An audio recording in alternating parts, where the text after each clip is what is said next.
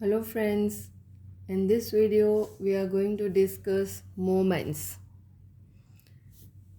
As we have discussed earlier in other videos that measures of central tendency, measures of dispersals all are not enough to study the given distribution or the given data. For that we need some more concepts, and namely they are skewness and kurtosis, but to define them first we have to study moments. Okay, so moments mainly दो type के हैं. Moments about mean, और it is also known as the central moment. हमें पता है कि mean is the measure of central tendency, और उस वजह से उसको सेंट्रल मोमेंट भी बोलते हैं. अब हमारे पास कंटिन्यूअस या फिर डिस्क्रीट फ्रीक्वेंसी डिस्ट्रीब्यूशन है, तो हम मोमेंट्स को, सेंट्रल मोमेंट्स को इस तरीके से डिफाइन करते हैं. Central moments are denoted by mu r and the formula is summation f i x i minus x bar raise to r upon n. Okay, और यहाँ पर एन होगा summation f i, that is the sum of the frequencies. अगर आपके पास रो data है यानी कि ungrouped data है, तो as we have discussed earlier, fi is equal to 1 for all I, and in that case mu r is equal to summation xi minus x bar raised to r upon n. Okay, अब इसके कुछ particular cases हम discuss कर लेते हैं. Suppose we are taking r is equal to zero in this formula. Okay, तो क्या होगा, mu zero it is equal to summation f i into x i minus x bar raise to zero upon n. अब x i minus x bar raise to zero क्या होगा, one. So this is equal to summation f i upon n. अब frequency distribution में n क्या है, summation f आई, तो ये दोनों कैंसिल हो गया. So mu zero is equal to one. तो ज़ीरोथ मोमेंट जो है, सेंट्रल मोमेंट, वो हमेशा वन होता है. You can remember this, and आपको इसको बार बार कैलकुलेट करने की ज़रूरत नहीं है. Now let us discuss what if r is equal to one. So let us discuss what is mu one. It is summation f i x i minus x bar raise to one upon n. Okay, now let us multiply this fi inside the bracket. So we'll have summation fi xi minus x bar summation fi. See, x bar में index I नहीं है, so we can take it outside the sum, और ये divided by n है. Okay, और summation fi and n both are equal, तो ये cancel हो जाएगा. This is the formula of mean. So it is x bar. So we have x bar minus x bar, that is 0.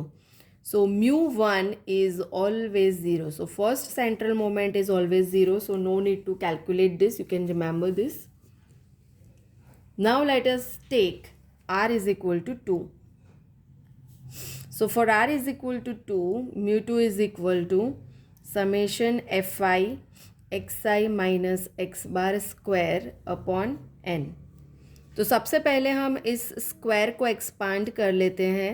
सो वो होगा x i square minus two x i into x bar plus x bar square upon N.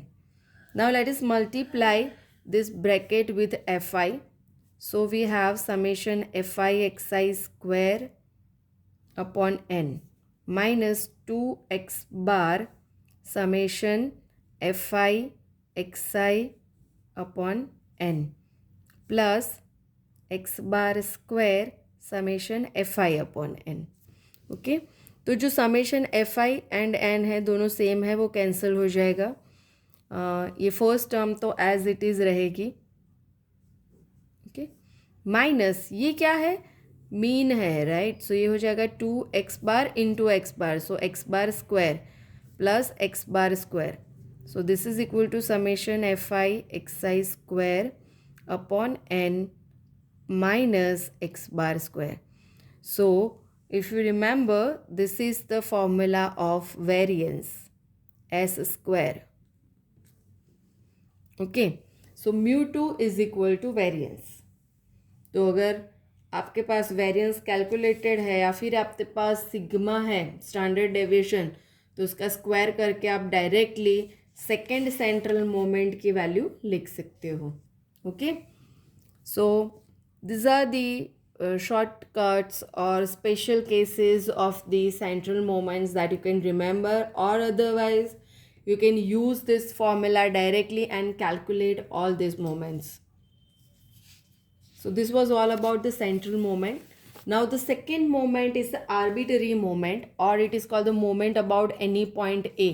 यहाँ पर हम जैसे जैसे A अलग अलग लेंगे और वैसे वैसे हमें अलग अलग सेंट्रल मोमेंट और आर्बिट्ररी मोमेंट्स मिलेंगी. ओके, इस कैपिटल ए को अज्यूम्ड मीन भी बोलते हैं. It is assumed mean. इसका फॉर्मूला भी बिल्कुल सेंट्रल मोमेंट जैसा है, बस हमें एक्स बार की जगह पे यहाँ पे ए लिखना है और इसका नोटेशन है म्यू डैश आर. ओके, और सेम रो डेटा के लिए f i is equal to 1 होगा, तो म्यू डैश आर होगा summation x i minus a raise to r upon n. Okay, अब इसमें भी हम पर्टिकुलर केसेस डिस्कस कर लेते हैं. तो जब आर इक्वल टू 0 है तो म्यू ज़ीरो डैश कितना होगा, so that is equal to summation f i upon n. So it is equal to 1. So mu zero dash is always 1. Second case है r is equal to 1, so in that case mu one dash क्या होगा, summation f i x i minus a upon n. अब summation f i जो है उसको हम bracket के साथ मल्टीप्लाई कर लेते हैं. Summation f i and n both are equal, तो वो कैंसिल हो जाएगा. ये जो फॉर्मूला है वो मीन की फॉर्मूला है, so it is x bar minus a. So mu one dash का फॉर्मूला है x bar minus a.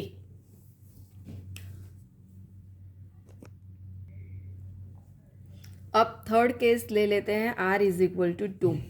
So in this case mu two dash is equal to summation f i x i minus a square divided by N.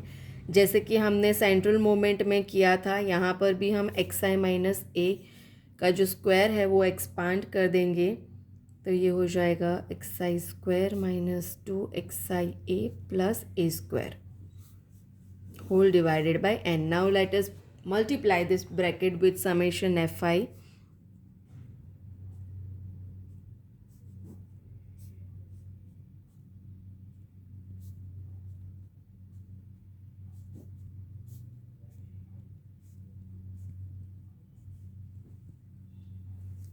Okay, तो ये जो first term है वो as it is रहेगी.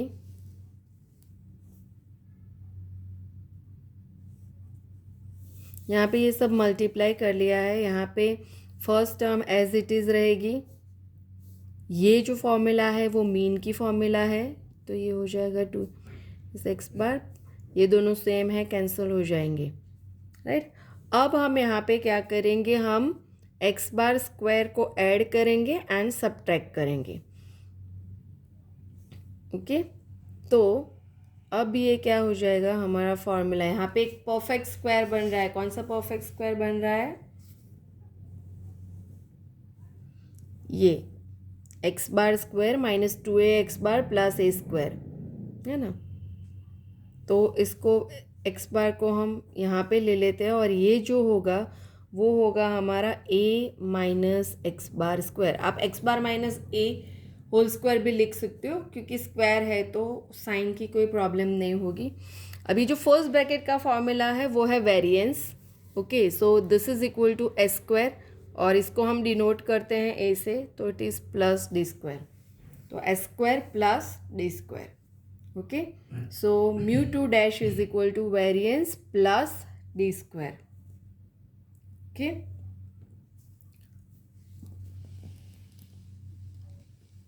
अब एक example हम देख लेते हैं जिसमें हम सेंट्रल मोमेंट्स फाइंड करेंगे. यहाँ पे मैंने अनग्रुप्ड डेटा लिया है. तो मेरे पास है x i is equal to 60, 45, 25, 40, 70 and 30। सबसे पहले यहाँ पे सेंट्रल मोमेंट्स है, इसलिए हमें मीन की ज़रूरत पड़ेगी। तो मीन मैंने कैलकुलेट कर ली है, summation x i upon n, it is equal to 45 here. अब म्यू ज़ीरो तो ज़ीरो है, फर्स्ट 4 मोमेंट्स का मतलब है mu 1, mu 2, mu 3 and mu 4। Okay, उसमें म्यू ज़ीरो काउंट नहीं होगा। So as we know mu1 is equal to 0, you can directly write this, no need to calculate this. Don't waste your time on calculating the value of mu1. We'll start calculating mu2. अब mu2 के लिए हमें क्या चाहिए, xk minus x bar square, xk या फिर xi, आपको जो भी इंडेक्स कंफर्टेबल है वो आप लिख सकते हो।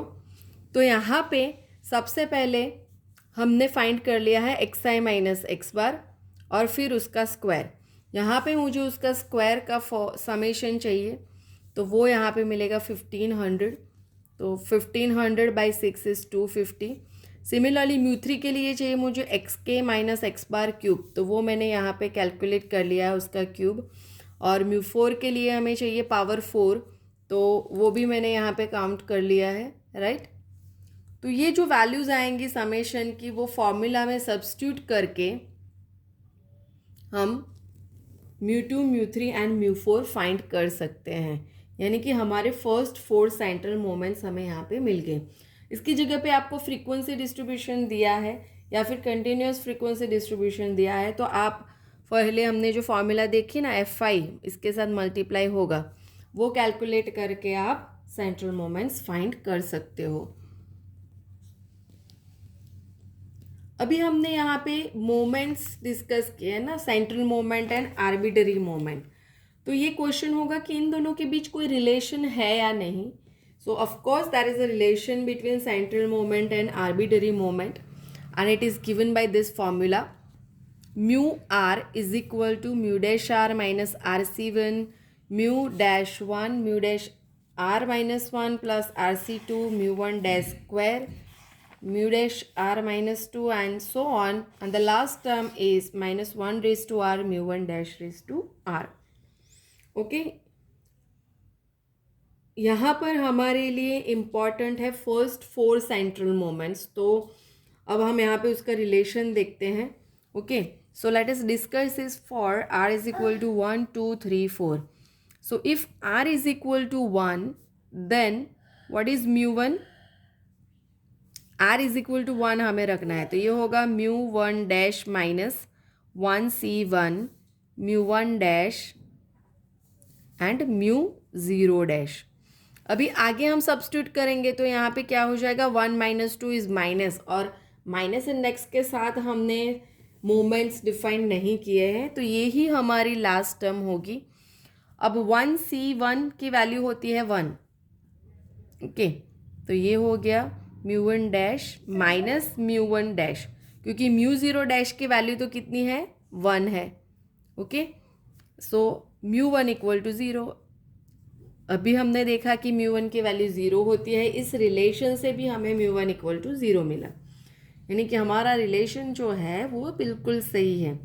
अब यहाँ पे NCR की फॉर्मूला हम यूज़ कर रहे हैं ना, 1C1, so NCR is equal to n factorial upon n factorial into n minus r factorial. Okay, अब देख लेते हैं म्यू 2। म्यू 2 क्या होगा, r इज इक्वल टू 2, तो उसको यहाँ पे सब्स्टिट्यूट करेंगे तो क्या मिलेगा हमें, mu 2 dash minus 2c1 mu 1 dash into mu 1 dash plus 2c2 mu 1 dash square mu 0 dash, right. अब ये म्यू 2 डैश, अब 2c1 क्या होगा, minus 2 into 1 upon 1 factorial mu 1 dash square plus mu 1 dash square. So this is mu 2 dash minus mu 1 dash square. अब r is equal to 3 लेंगे और find करेंगे mu 3 in terms of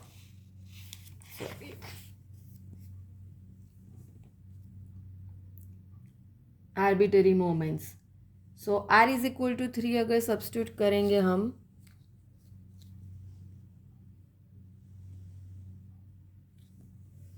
तो हमें mu 3 मिलेगा mu 3 dash minus 3 mu 1 dash mu 2 dash plus 2 mu 1 dash cube.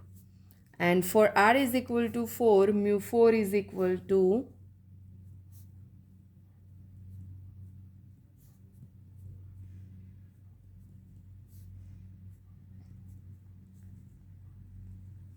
आपको ये सारी फॉर्मूला याद रखनी पड़ेगी जब भी आपको आर्बिटरी मोमेंट्स दिए हैं और उसकी हेल्प से आपको सेंट्रल मोमेंट्स फाइंड करने हैं, तो आपको ये फॉर्मूला याद रखनी है. म्यू 2 की फॉर्मूला, म्यू 3 की फॉर्मूला एंड म्यू 4 की फॉर्मूला. मैंने आपको यहाँ पे डिटेलिंग म्यू 1 एंड म्यू 2 के लिए दिखा दी है, एनसीआर की फॉर्मूला दे दी है, तो इसका यूज़ करके आप म्यू 3 और म्यू 4 फाइंड कर सकते हो. Okay, now let us see one example for arbitrary moments and the relation.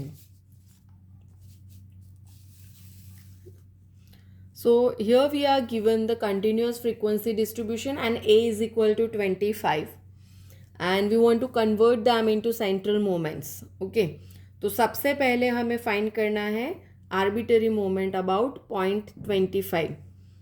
तो म्यू 1 डैश का फॉर्मूला क्या है, summation f i x i minus a upon N.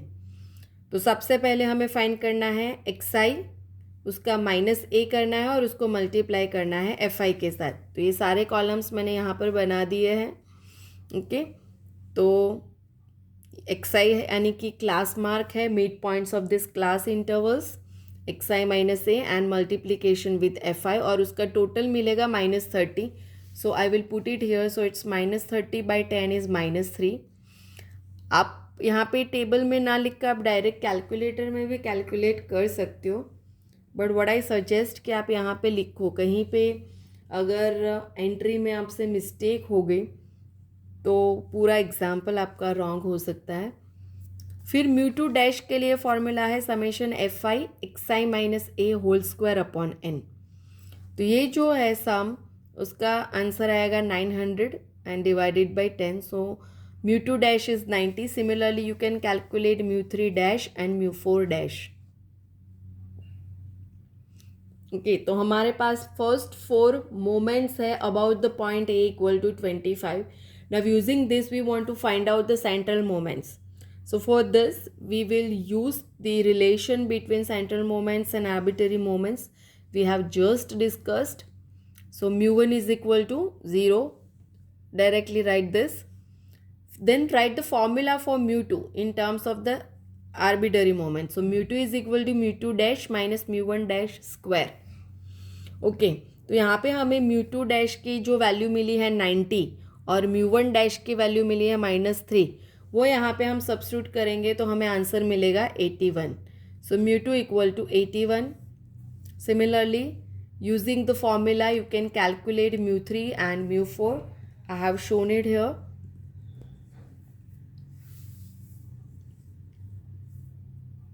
Okay, so this was all about the moments. With this I complete this video. Don't forget to like the video. Thank you.